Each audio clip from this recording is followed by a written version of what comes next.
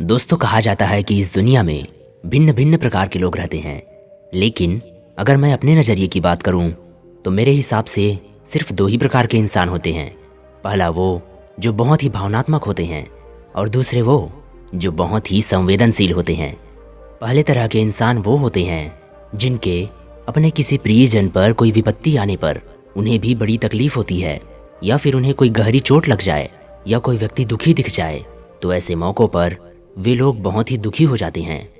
और जो दूसरे तरह के लोग होते हैं उन्हें कोई फ़र्क नहीं पड़ता उनके आसपास क्या हो रहा है, क्या होने वाला है। भले ही उनके सामने दुनिया पूरी उलट पुलट हो जाए, लेकिन उन्हें कोई फ़र्क नहीं पड़ता। वो जिस तरह के काम आज कर रहे हैं वैसे ही कल भी करते रहेंगे, वैसे ही परसों भी करते रहेंगे, और ये जो उनकी दिनचर्या है ये ऐसे ही चलती रहती है। तो अब यहाँ पर सवाल ये उठता है कि इन दोनों तरह के लोगों में से सबसे ज़्यादा सुखी कौन रहता है, भावनात्मक या फिर संवेदनशील? तो फिर इस बात को महात्मा बुद्ध की एक छोटी सी कहानी से हम समझने की कोशिश करते हैं। ये कहानी बहुत पहले की है, जब किसी नगरी में महात्मा बुद्ध ठहरे हुए थे। उसी नगरी का एक व्यक्ति जिसे महात्मा बुद्ध के बारे में सब कुछ पता था, वो ये जानता था कि महात्मा बुद्ध के पास जो कोई जाता है उसे अपने सवालों का जवाब अवश्य मिल जाता है। वह व्यक्ति महात्मा बुद्ध के पास गया और फिर उन्हें प्रणाम किया और उनसे कहने लगा कि हे बुद्ध, मुझे आपसे कुछ पूछना है, क्या आप मेरे इस सवाल का जवाब दे पाएंगे? महात्मा बुद्ध कहते हैं कि पूछो, तुम्हें क्या पूछना है, तुम्हारे हर सवाल का जवाब मैं अवश्य दूंगा। इस पर वह व्यक्ति कहता है कि हे बुद्ध, मुझे कोई ऐसी शिक्षा दो, मुझे कोई ऐसा ज्ञान चाहिए जो मुझे आसानी से समझ आ सके और मैं आपके दिए हुए ज्ञान को आसानी से समझ सकूं और समझा सकूं। इस पर महात्मा बुद्ध कहते हैं कि क्या तुम्हारा कोई बेटा है? इस पर वह व्यक्ति कहता है, हाँ, मेरा एक बेटा है। आगे महात्मा बुद्ध ने फिर उस व्यक्ति से पूछा कि क्या तुम्हारा कोई भाई है? उस व्यक्ति ने कहा कि हाँ, मेरा एक बड़ा भाई भी है। फिर महात्मा बुद्ध ने कहा, क्या उन्हें कोई बेटा है? उस व्यक्ति ने कहा, हाँ, उन्हें भी एक बेटा है। फिर आगे महात्मा बुद्ध ने फिर उस व्यक्ति से कहा कि तुम्हारा कोई पड़ोसी तो होगा ही। उस व्यक्ति ने कहा, हाँ, मेरे कई पड़ोसी हैं। महात्मा बुद्ध ने कहा, क्या उसे कोई बेटा है?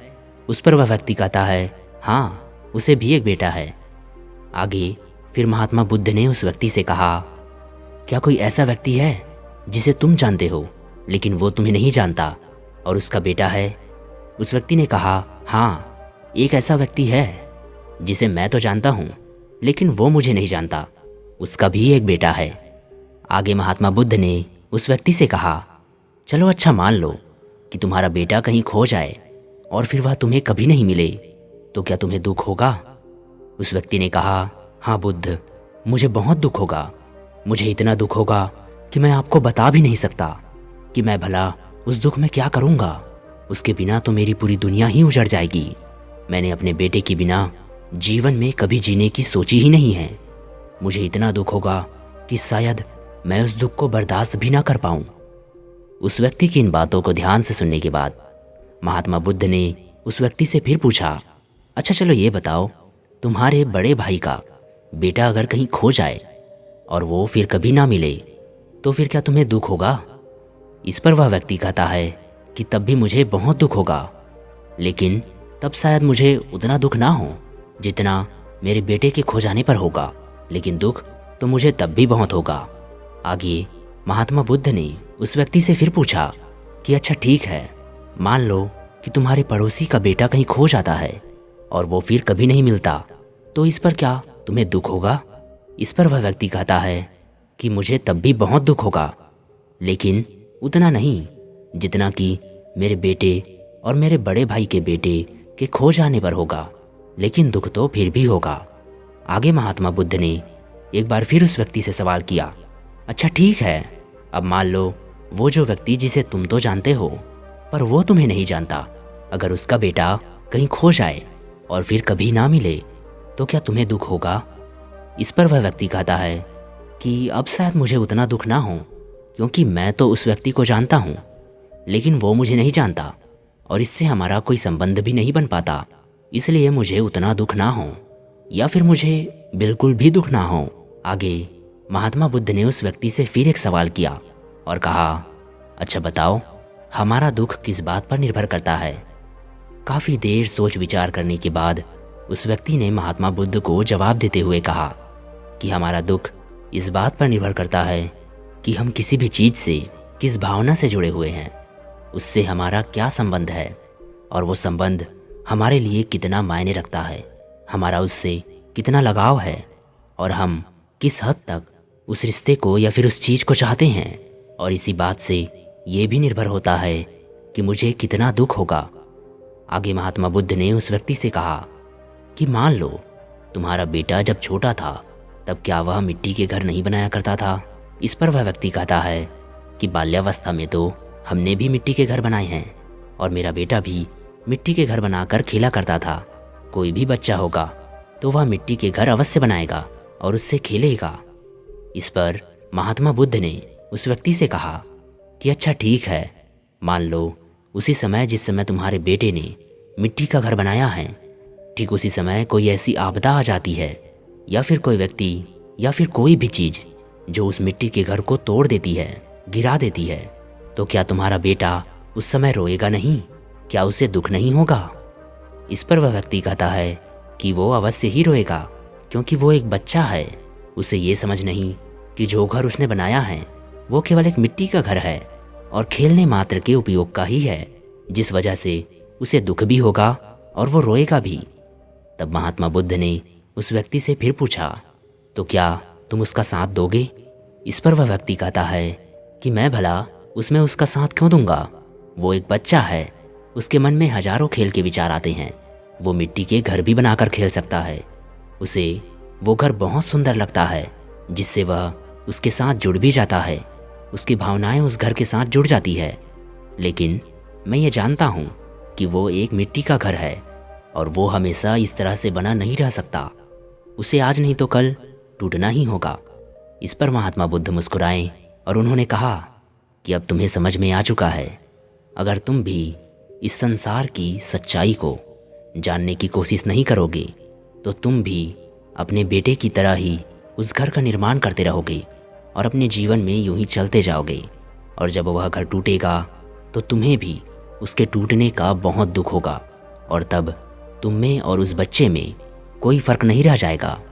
दोस्तों, हम सभी लोग इस जीवन को जी रहे हैं और इसी जीवन को हम सत्य मानते हैं, जिसके वजह से हम अपने जीवन में लोगों के साथ छल किया करते हैं, कपट करते हैं, लालच व द्वेष जैसे विकारों को मन में पालते रहते हैं और ये सोचते हैं कि यही जीवन परम सत्य है। लेकिन सच तो ये है कि महात्मा बुद्ध के अनुसार ये वही मिट्टी का घर है जिसे कोई भी आपदा, कोई भी विपत्ति कभी भी तोड़ सकती है। क्योंकि जब मनुष्य का अंतिम समय आता है तो ये मिट्टी का घर ध्वस्त हो जाता है, नष्ट हो जाता है और ये मिट्टी का घर इसी दुनिया में यहीं पर रह जाता है और आखिरकार वह फिर से मिट्टी में ही मिल जाता है। लेकिन हम इस मिट्टी के शरीर के लिए क्या क्या नहीं करते। जो व्यक्ति इस बात को समझ जाता है, जिसे इस बात का एहसास है कि एक न एक दिन ये मिट्टी का शरीर नष्ट होना ही है, यानी ये मिट्टी का घर टूटेगा अवश्य, तब वह व्यक्ति चाहे सुख हो या दुख, परिस्थिति चाहे कैसी भी हो, उन सभी परिस्थितियों में एक सा बना रहता है, क्योंकि वो ये जानता है कि आज नहीं तो कल उसे जाना अवश्य होगा। ये शरीर और ये संसार नश्वर है, क्योंकि जो बना है वो नष्ट भी अवश्य होगा। और जब कोई व्यक्ति इन सब चीज़ों को जान लेता है कि जो कुछ भी हमारे पास है वो हमेशा ही ऐसा नहीं रहने वाला, तो धीरे धीरे उस व्यक्ति के मन में एक ध्यान का बीज उत्पन्न होने लगता है, जो उसे वह दृष्टि देता है जो जीवन और मृत्यु के परे होती है। एक ऐसी भावना, एक ऐसी दृष्टि जो उसे जीवन और मृत्यु के इस चक्र से हटकर सोचने और देखने की दृष्टि देती है। अगली कहानी दो बौद्ध भिक्षुओं की है, जिसमें से एक बौद्ध भिक्षु बूढ़ा था और एक जवान। वो दोनों भिक्षु भिक्षा मांगकर आश्रम की ओर लौट रहे थे और आश्रम की ओर जाते वक्त उन्हें एक नदी पार करनी पड़ती थी। एक स्त्री भी उस नदी को पार करने के लिए किनारे पर खड़ी थी। वह स्त्री भी उस नदी को पार करना चाहती थी, लेकिन वह उसकी गहराई से अनजान थी और उसी वक्त वे दोनों भिक्षु भी वहाँ से गुजर रहे थे। बूढ़ा भिक्षु आगे चल रहा था, तभी उसकी नज़र उस स्त्री पर पड़ी। बूढ़ा भिक्षु उस स्त्री को देखकर यह समझ चुका था कि वह स्त्री मदद चाहती है और यह नदी पार करना चाहती है। उसने सोचा कि इस स्त्री को नदी पार करवा देते हैं, लेकिन जैसे ही उस भिक्षु ने उस स्त्री का हाथ छुआ तो उसके अंदर बसी हुई काम वासना जाग उठी। स्त्री को छूते ही उस बूढ़े भिक्षु के शरीर में कपकपी सी छा गई।